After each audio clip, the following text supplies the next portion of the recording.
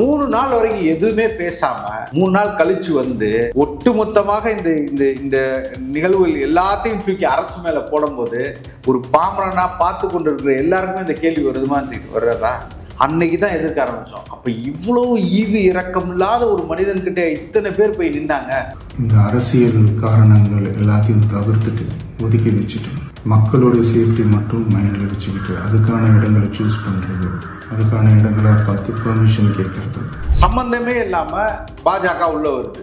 இதுவரைக்கும் இந்த இந்த நிலத்தில் நடக்கக்கூடிய பல பிரச்சனைகளுக்கு இவர்கள் எந்த இடத்துல போய் கூட நின்னது கிடையாது. இந்த குற்றத்திலிருந்து இவர்கள் தப்பிக்க வைக்கிறதுக்காக 2 கட்சிகளுமே வேலை செய்யுது. நான் வந்து பாஜக மட்டும் சொல்லவில்லை, திமுகவும் இதற்காக வேலை செய்யுது. எந்த ஒரு அரசியல் புரிதலும் இல்லாத வெறும் வெற்று கூட்டத்தை வைத்துக்கொண்டு தன்னால் வந்து இந்த நாட்டை ஆள முடியும், தனக்கு எல்லா மக்களும் இருக்கிறார்கள் என்ற பொய்யான ஒரு மன கோட்டையை கட்டி கொண்டு நின்னார்ல, அவர்கிட்ட இருக்கக்கூடிய இந்த விடலை கூட்டத்தை தன்மயப்படுத்துறதுக்காகவும் அவர்களின் வாக்குகளை தனக்கானதா மாத்துறதுக்கும் இங்க ஒரு போட்டி நடக்குது.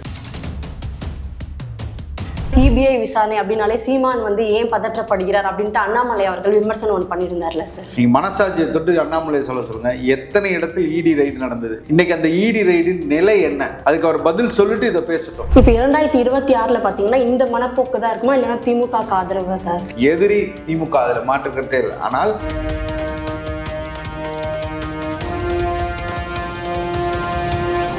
நிம்மதி ப்ராப்பர்ட்டி மேனேஜ்மெண்ட். கான்டாக்ட் 7667008800. பிரகரம் வாய்ஸ் நேயர்களுக்கு வணக்கம். இன்று நம்முடைய நேர்காணலுக்காக இணைகிறார் நாம் தமிழர் கட்சியின் மாநில ஒருங்கிணைப்பாளர் சசிகுமார் அவர்கள். வணக்கம் சார். இப்ப பாத்தீங்கன்னா கரூர் சம்பவத்துக்கு அப்புறம் சிபிஐ விசாரணை வேண்டாம் அப்படின்னு சீமான் அவர்கள் வந்து சொல்லியிருந்தாரு. ஸோ இதை பத்தி உங்க கருத்து என்ன சார்? இல்லை, ஏன் நம்ம தொடர்ச்சியாக இதை முன்வைக்கிறோம் அப்படின்னா, எந்த இடத்துலையுமே இதுக்கான முழுமையான தீர்வு சிபிஐ விசாரணைக்கு சென்று முழுமையான தீர்வு எட்டியது கிடையாது. இப்போ என்னன்னா, இது வந்து ஒரு அரசியல் நகர்வாக தான் இது பார்க்கப்படுது. நீங்கள் தொடர்ச்சியாக இந்த நிகழ்வுக்கு அப்புறம் நடக்கக்கூடிய சம்பவங்கள் எல்லாமே எதை காட்டுது அப்படின்னா, ஒரு சம்பவம் நடந்துருச்சு, ஒரு பிரச்சனை நடந்துருச்சு, அந்த பிரச்சனைக்கான தார்மீக பொறுப்பே முதல்ல ஏற்கலை. இது என்னால் சேர்ந்த கூட்டம், என்னை பார்க்க வந்து சேர்ந்த கூட்டம், எனக்காக இத்தனை மக்கள், இத்தனை குழந்தைகள் பலியா இருக்காங்க, அதற்கு நான் வருத்தம் தெரிவிக்கிறேன், இது எங்களுடைய பொறுப்பின்மையை காட்டுது அப்படிங்கிற ஒரு இடத்துக்கு கூட இந்த தாவேகா நகர்ல, அதோட தலைமை நகர்ல அவர்கள் எல்லாம் தலைமுறையாகி கொண்டு ஏதோ அவர்கள் இதிலே பாதி குற்றத்துக்கு ஒத்துக்கிட்ட மாதிரி தான். ஆம், எங்கள் மீது தவறு இருக்கிறது, நாங்கள் தான் இதுக்கு பொறுப்புங்கிறது இதுலேருந்தே தெரியுது. அப்ப ஒரு நம்மளுக்கு 1000 விமர்சனங்கள் இருக்கு, திமுக மேல 1000 மாற்று கருத்துக்கள் இருக்கு, அவர்கள் மீது வந்து பலதரப்பட்ட குற்றச்சாட்டுகளுக்கு இனத்தை கருவறுக்கிறதுக்கு கூட நின்று எல்லா வேலையிலும் செய்தது திமுக, அதில் மாற்று கருத்தே இல்லை. ஆனால் இந்த இடத்தை பொறுத்த வரைக்கும் நீங்கள் உடனடியாக ஒரு நாடகத்தை அரங்கேற்ற ஆரம்பிக்கிறீங்க. எப்படி அப்படின்னா, சம்பந்தமே இல்லாம பாஜக உள்ள வருது. இதுவரைக்கும் இந்த இந்த நிலத்தில் நடக்கக்கூடிய பல பிரச்சனைகளுக்கு இவர்கள் எந்த இடத்துல போய் கூட நின்னது கிடையாது. இன்னைக்கு நீங்கள் பாலம் இடிஞ்சு விழுவதாக இருக்கட்டும், இல்லை வந்து மழை வெள்ளம் பிரச்சனையாக இருக்கட்டும், இல்லை ஏதாவது ஒரு குழந்தைகள் இறப்பாக இருக்கட்டும், இல்லை பாலியல் சிக்கல்களாக இருக்கட்டும், எந்த இடத்துலையும் தன்னெழுச்சியாக தானே முன் வந்து நாங்கள் வந்து இதை வந்து ஒரு குழு அமைக்கிறோம், அந்த குழு வந்து மத்திய குழு வந்து இதை ஆராய்ந்து பார்க்கும் அப்படின்னு எந்த இடத்துலையுமே வந்து கிடையாது. ஆனால் இந்த இடத்துல உடனடியாக அவர்கள் யாரும் கேட்கறதுக்கு முன்பே வர்றது தான் எல்லாத்துக்குமே ஒரு பெரிய ஒரு அச்சம் உண்டாகுது. இதற்கு பின்னாடி வந்து இவர்கள் ஒரு அரசியல் கணக்கை போட ஆரம்பிக்கிறாங்க. ஆல்ரெடி பாத்தீங்கன்னா அதிமுகவும் தவிக கூட்டணி அமைக்கப்பட சொன்னாங்க. இப்போ வந்து பாஜக வந்திருக்குன்னா அவங்க 2 பேர் கூட்டணி அமைக்கிறதுக்கான ஒரு வாய்ப்பு. அதுதான் அதோட எல்லா மக்களுக்கும், சாதாரண மக்களுக்கே தெரியாமிக்குது இவர்கள் செய்தது குற்றம். இந்த குற்றத்திலிருந்து இவர்கள் தப்பிக்க வைக்கிறதுக்காக 2 கட்சிகளுமே வேலை செய்யுது. நான் வந்து பாஜக மட்டும் சொல்லவில்லை, திமுகவும் இதற்காக வேலை செய்யுது. திமுகவும் தாவேகா என்ற கட்சியை ஒரு எந்த ஒரு அரசியல் புரிதலும் இல்லாத வெறும் வெற்று கூட்டத்தை வைத்துக்கொண்டு தன்னால் வந்து இந்த நாட்டை ஆள முடியும், தனக்கு எல்லா மக்களும் இருக்கிறார்கள் என்ற பொய்யான ஒரு மன கோட்டையை கட்டி கொண்டு நின்னார்ல, அவர்கிட்ட இருக்கக்கூடிய இந்த இந்த எப்படி சொல்றது, ஒரு விடலை கூட்டத்தை தன்மயப்படுத்துறதுக்காகவும் அவர்களின் வாக்குகளை தனக்கானதா மாத்துறதுக்கும் இங்க ஒரு போட்டி நடக்குது. அதோட ஒரு தொடக்கம் தான் வந்து திமுக இவர்களை மிரட்டி பார்ப்பதற்காக இந்த அச்சுறுத்தலுக்காக இதை இறக்கியதை தவிர உண்மையான குற்றவாளிகளை கொண்டு வந்து சட்டத்தின் முன் நிறுத்தி அவர்களுக்கு கைது பண்ணி அவர்களுக்கு தண்டனை வாங்கி தரணும்னு எண்ணமெல்லாம் கிடையாது. திமுகவுக்கு ஒருபோதும் அப்படி இருந்துதான் இன்னைக்கு வந்து புஷி ஆனந்தோ இல்ல ஆதவ அர்ஜுனாவோ இவர்களும் முதல் குற்றவாளிகள், விஜய் அவர்களையும் சேர்த்து இவர்கள் மீது ஏன் இன்னும் எஃப்ஐஆர் போட்டு நீங்க இன்னும் கைது பண்ணாம இருக்கீங்க? இன்னைக்கு ஆதவ அர்ஜுனா வெளியில சர்வசாதாரணமா சுத்திட்டு இருக்காரு. புஷி ஆனந்த் எங்க இருக்காருன்னே தெரியாது அவங்களுக்கு. 2 வாரமா அவங்கள கண்டுபிடிக்க முடியாதா? அப்ப இதுல இருந்து வெக்கி தலைகுனிமா இல்லையா? அப்ப இதெல்லாம் செய்துவிட்டு திமுக தொடர்ச்சியாக இந்த நாடகத்தை நடத்துது. இதுக்கு அப்படியா, சரி, இந்த வாக்குகளை நாம எப்படி அவரை அந்த கூட்டணிக்குள்ள கொண்டு வரலாம் நீங்க கேட்டீங்களா? சரி, இப்ப அதிமுக பாஜக சேர்ந்து விட்டது, எப்படி நாம வந்து மிகப்பெரிய ஒரு வலுவான கூட்டணி அமைக்கிறது? அப்ப இந்த தவைக்காவன் வாக்குகளும் நம்மளுக்கு தேவைப்படும். சரி, இது ஒரு வாய்ப்பு. நாம முன்னாடியே குதிச்சிருவோம், உங்களை காப்பாத்துற மாதிரி நான் முன்னாடி வந்து நிக்கிறேன். இன்னைக்கு வந்து சினிமா நடிகையா இருக்கட்டும் எல்லாத்தையும் கூட்டி வந்து அவர்கள் முன்னாடி நிறுத்தி ஒரு குழு மாதிரி அமைத்து இதற்கு வந்து முக்கிய காரணமாக அரசின் மெத்தனம் தான் போக்கு அப்படிங்கிறாங்க. எந்த இடத்துல அரசின் மெத்தனம் போக்கு இருக்கு? இதுதான் நாங்க கேட்கிறோம். எங்களோட கேள்வி எல்லாமே சரியானது நேர்மையானது இருந்தால் நீங்கள் சிபிஐ கொடுங்க, எஸ்ஐடியில கொடுங்க, இல்ல சிபிசிஐடியில இந்த வழக்குகளை கொடுங்க, எங்களுக்கு எந்த பிரச்சனையும் கிடையாது. அண்ணன் சீமான் அவர்கள் மிக தெளிவாக சொல்லு, எங்களுக்கு வந்து பயாஸ்டா கிடையாது. இவர்களுக்காக நாங்கள் விஜய்க்கு எதிர்ப்புக்காக நாங்கள் திமுகவிடம் போயிட்டோம், திமுகவின் ஊதுகுழலாக நாங்கள் செயல்படுறோம், திமுகவிடம் பணம் வாங்கிவிட்டோம், உதயநிதி ஸ்டாலின் அவர்களை பார்த்ததுக்கு அப்புறம் இந்த மாதிரி அந்த மாதிரி எங்கேயாவது எதையாவது ஒரு இடத்துலனாவது எங்கள் நிலைப்பாடை மாற்றி இருக்குமான்னு நீங்க பாருங்க. ஒருபோதும் கிடையாது. இன்னைக்கும் திமுக கடுமையாக சொல்றேன். இந்த நொடி பொழுது நான் சொல்றேன், திமுக செய்தது அநியாயம் தான், அக்கிரம் தான். இன்னைக்கு அவர்கள் நேர்மையாக இருந்திருந்தால் இவர்களை கைது செஞ்சிருக்கணும். கைது செய்யாம பின்னாடி இருந்து வேடிக்கை பார்க்கறதே. ஒருவேளை திமுகவிடம் அவர்கள் வந்து விடார்கள், என்னிடம் சரணடைந்து விடார்கள், அவர்கள் ஒரு கணக்கு போட்டாங்க. இந்த திமுக ஒரு கணக்கு என்ன போட்டுச்சுன்னா, இந்த வாக்குகளை நமக்கான வாக்களை வேணும், நமக்கான வாக்களை மாற்றி விடலாம். இன்னைக்கு அவங்க போய் பாஜகவுடன் நிக்கிறதுனால இவங்களுக்கு ஒரு பெரிய அச்சுறுத்தலா இருக்கு. ஒருவேளை விஜயை கைது பண்ணா இந்த வாக்குகள்லாம் மறுபடியும் நம்மளுக்கு வராம போயிருமோ, எதிர்ப்பு இதான நிலைய வந்துருமோ அப்படிங்கிறதுனால அவங்க மௌனம் காத்து நின்னத இதை சரியான ஆதாயமாக பாஜக பயன்படுத்தி கொண்டிருக்கிறது.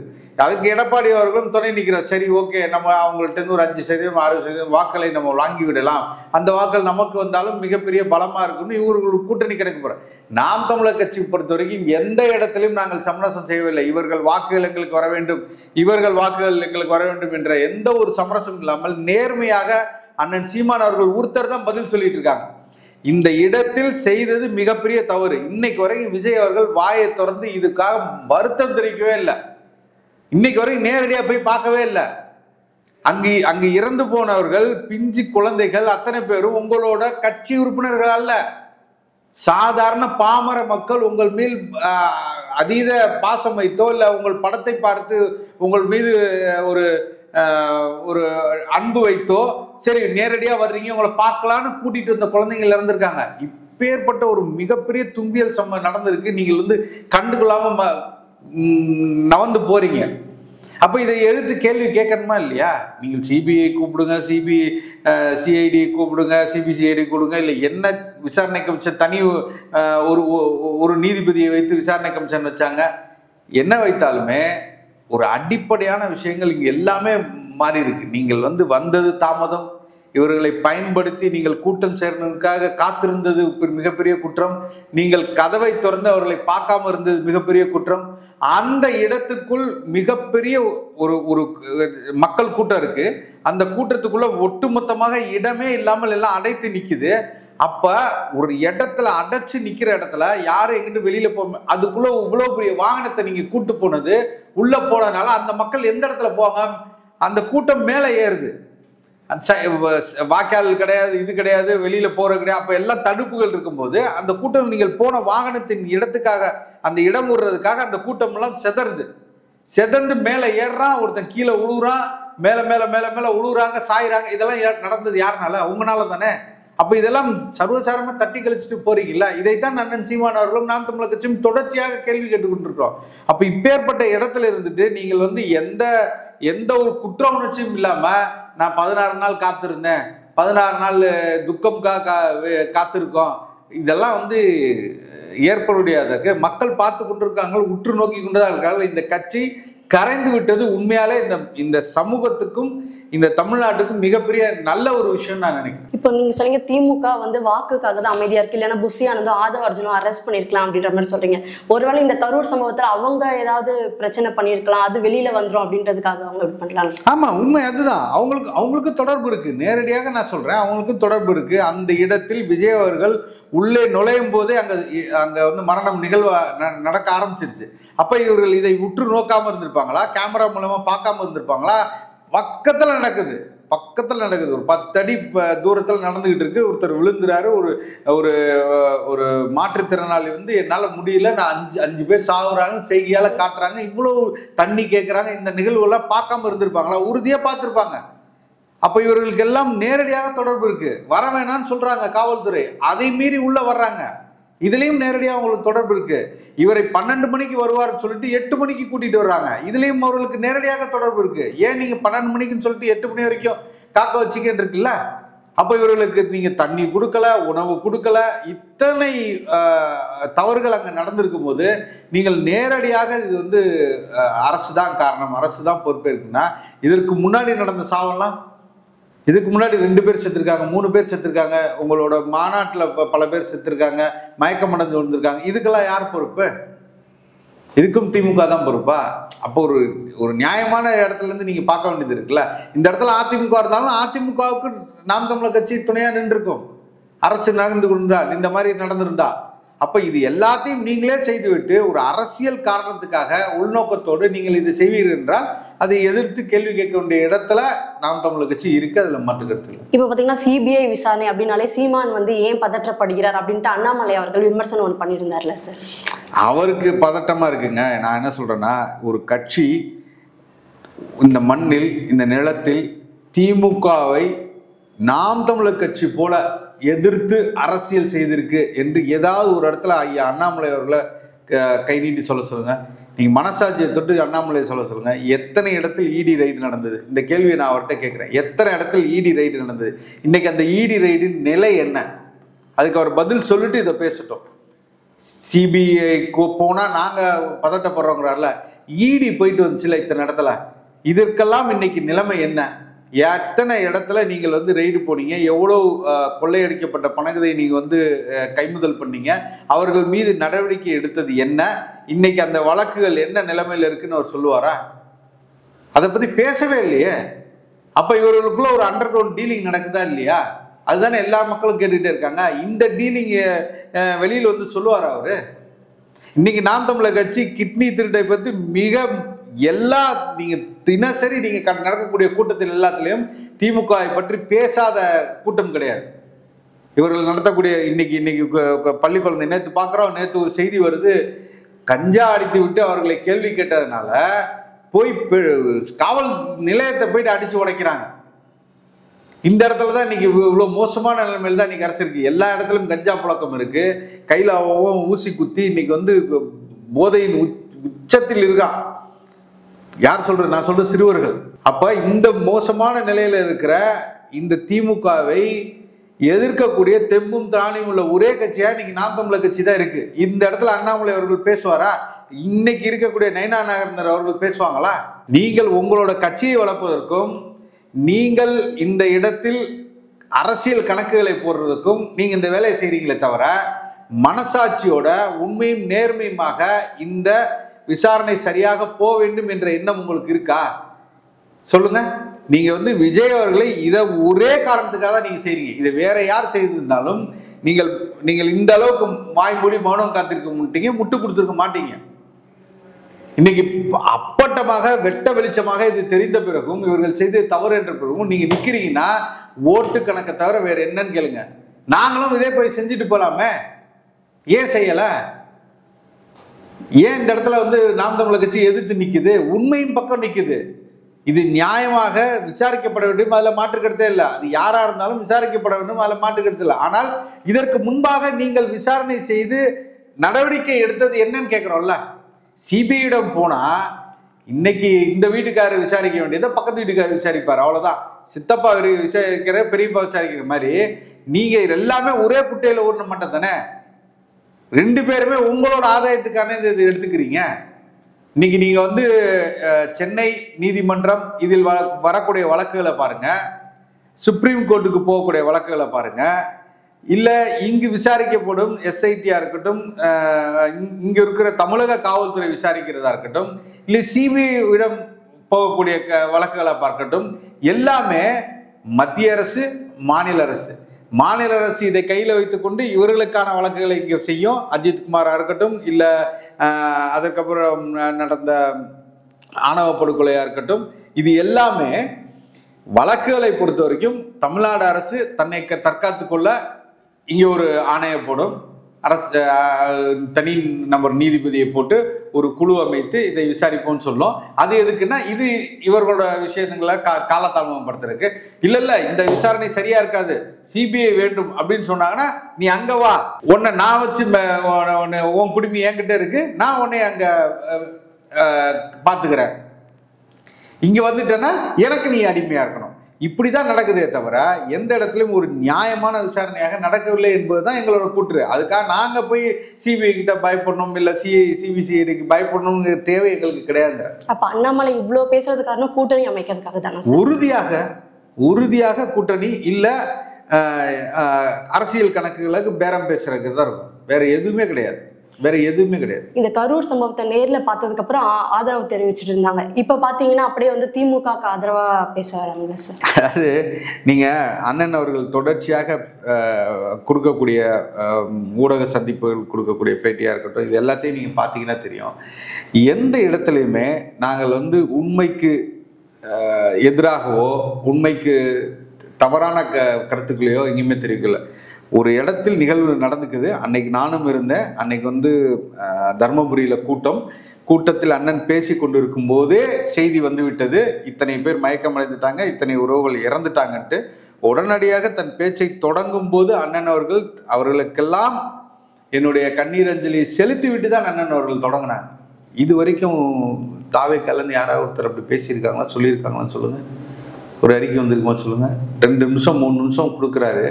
அவர் அப்போ கூட ஸ்டாலின் அவர்களே, சிஎம் சார் என்ன வேணா பண்ணுங்க, நான் இங்கதான் இருக்கேன் அங்கதான் இருக்கேன்னு பஞ்சு டயலாக் தான் பேசுறாரு தவிர இந்த மக்களுக்காக உணர்வுபூர்வமா அவரோடு நான் கலந்துக்கிறேன், அவரோடு பங்களிக்கிறேன்னு எந்த இடத்துலயுமே பேசலையே. அப்ப முதல்ல அண்ணன் பேசும்போதே இது வந்து துன்பியல் இந்த சம்பவத்துக்காக நான் வருதுன்னு சொன்னாங்க. அடுத்து பேசும்போது தம்பிக்கும் என்னை மாதிரி அவன் வந்து ஒரு அரக்கன் கிடையாது, அவருக்கும் அந்த மனசு வலிக்க தான் செய்யும், அவருக்கும் அந்த காயம் தன்னுடைய தொண்டர்கள் இறந்திருக்கான்னு சொல்லிட்டு தான் போனார். அப்ப விஜய் அவர்கள் சரியாக இடத்தில் இருப்பார், சரியானவற்றை பேசுவார் என்ற நம்பிக்கையில் எல்லோரும் போல அண்ணன் அவர்களும் இருந்தாங்க. ஆனா 3 நாள் வரைக்கும் எதுவுமே பேசாம 3 நாள் கழிச்சு வந்து ஒட்டுமொத்தமாக இந்த நிகழ்வுகள் எல்லாத்தையும் தூக்கி அரசு மேல போடும்போது ஒரு பாமரனா பார்த்து கொண்டு இருக்கிற எல்லாருக்குமே இந்த கேள்வி வர்றதா? அன்னைக்கு தான் எதிர்க்க ஆரம்பிச்சோம். அப்ப இவ்வளவு ஈவு இரக்கம் இல்லாத ஒரு மனிதன்கிட்ட இத்தனை பேர் போய் நின்னாங்க, இவ்வளவு பேர் போய் அதாவது உள்ள உட்கார்ந்துருக்காரு, லைட்டை ஆஃப் பண்ணி போறாரு. இதெல்லாம் என்ன மாதிரி மனநிலை? உட்கார்ந்துட்டு இப்படிங்கிறாரு. இது என்ன மாதிரியான இது? வீலு கீழே 2 பேர் உழுவுறான், நின்றுட்டே என்னடா ஆச்சுன்னு கூட பார்க்கல. இந்த பதட்டம் எல்லாத்துக்குமே வரும் இல்லைங்க, யாருக்குமே வராதான் என்ன? இந்த கொடூரமான மனசோடைய நீ இருந்திருக்க. தண்ணி கேட்கறாங்க, அங்க என்ன ஆச்சுன்னு இறங்கி போயிருக்கணுமா? ஒரு தலைவன் இறங்கி போயிருக்கணுமா? அந்த இடத்த தள்ளா நான் போறேன்டான்னு இறங்கி போய் நின்று, என்னப்பா தூக்குப்பா, வண்டியில தூக்குப்பா, நீ எடுப்பா, வண்டி எடுப்பா, நானும் வரேன், வண்டியில உட்காரு, வேகமா போய் அவனை காப்பாத்துன்னு அந்த முதல் உயிர் போகும்போதே சொல்லியிருக்கலாம்ல. செஞ்சிருந்தா இன்னைக்கு ஒட்டுமொத்த தமிழகம் அவர் பின்னாடி நின்றுக்குங்க. அன்னைக்கு முதல் நாள் இரவு மட்டும் அவர் மருத்துவமனையில இருந்திருந்தாருன்னா இன்னைக்கு அரசியலே வேறையா இருந்திருக்கும். நான் வெளிப்படையா சொல்றேன். மக்கள் எல்லாம் அவர் பின்னாடி போய் சாஷ்டாங்கமா நின்றுப்பாங்க. இப்படி ஒரு தலைவனை பாடுறா, அந்த தொண்டனுக்கு ஒரு குழந்தைகளுக்கு தூக்கிட்டு ஓடி போய் காப்பாத்திருக்காரா, இத்தனை பேரை காப்பாத்திருக்காரா, இவர் தாண்டா நமக்கு சொல்லியிருப்பாங்க. இன்னைக்கு எல்லாத்தையும் சுக்குநூறா நோடிச்சுட்டு நீ வந்து ஒரு சினிமாத்தனமாக படத்தில் பார்க்கக்கூடியது மாதிரி அந்த உயிரை பத்தி எந்த இடத்துலையும் கவலைப்படாம உன் கூட உன்னை பார்க்கணும்னு ஆசையா விடுறா. நிறுத்தி அந்த வாகனத்தை நிறுத்தி, என் பின்னாடி எவனும் வரக்கூடாது, உங்க உயிர் எனக்கு முக்கியம், நீங்க வந்தீங்கன்னா நான் திரும்பி ஊருக்கு போயிடுவேன், நான் உங்களை பார்க்க வரமாட்டேன் சொல்றதுக்கு எவ்வளவு நேரம் ஆகும்? ஏன் சொல்லல? ரசிச்சிருக்கீங்க. இப்படிலாம் உழணும், இப்படிலாம் கூட்டம் வரணும், இப்படிலாம் எல்லாம் ஏறி நிற்கணும், எல்லாரும் ஏறி மேலேருந்து குதிக்கணும், இது வந்து பேச்சு பொருளாகவே ஆகணும். அப்போ உங்களோட மனநிலை மேலே சந்தேகம் வருதுல்ல, குரூரமான உங்க புத்தி தானே அது. அதனால தான் சொல்கிறோம், இந்த கட்சி தீய கட்சி, இந்த கட்சி இந்த மண்ணுக்கு ஒவ்வாமையான கட்சி, இது வரக்கூடாது முடிவு பண்ணது அதனால தான். கொஞ்சம் நஞ்ச கருணையே இல்லைங்க அவங்களுக்கு மக்கள் மேல. எல்லாம் சரிங்க, அவர் தான் வரல, பயந்துட்டு போயிட்டார். இவங்கெல்லாம் எங்கெங்க போனாங்க? ஒரு ரத்தமும் சதையுமா உன் கூட இருந்தவங்க எல்லாம் இத்தனை பேர் விட்டுட்டு போயிட்டீங்களே, ஓடி ஒளிஞ்சிட்டீங்கல்ல.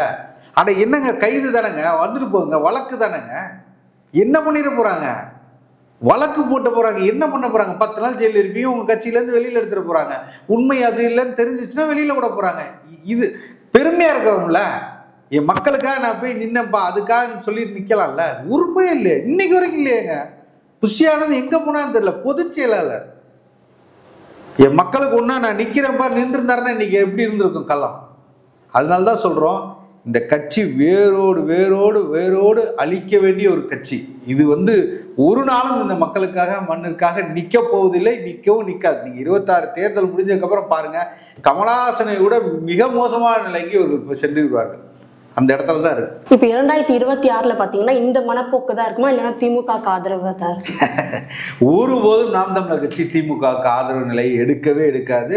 இதை நான் என் தேசிய தலைவர் மீது ஆணையிட்டு சொல்கிறேன். ஒருபோதும் திமுகவிடம் நாம் தமிழர் கட்சி சரணடைவதோ, அவர்களிடம் என்ன சொல்றது, கூட்டணி வைப்பதோ, அவர்களுக்காக வாக்குகள் சேகரிப்போ இருக்கவே இருக்காது.